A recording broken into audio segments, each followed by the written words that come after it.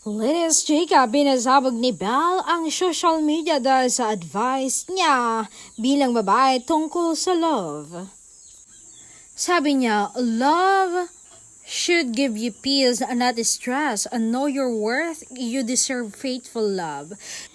Kasi sabi ni Ate Tony Gonzaga, alam mo, hindi mo responsibilidad na bantayan ang taong may intensyong magloko.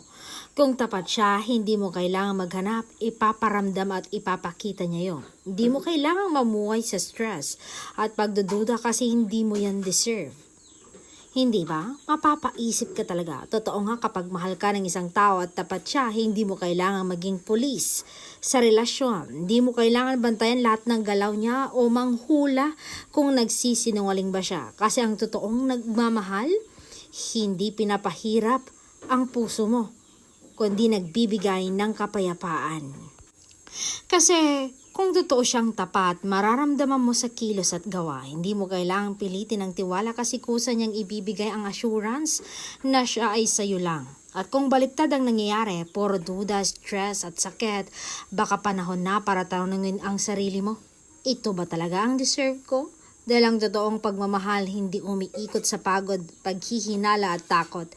Umiikot ito sa tiwala, respeto at kalinawan ng loob. Huwag mong hayaan na mabuhay sa relasyon na puro pangamba at duda. Karapatan mong maramdaman ang pagmamahal na payapa at buo.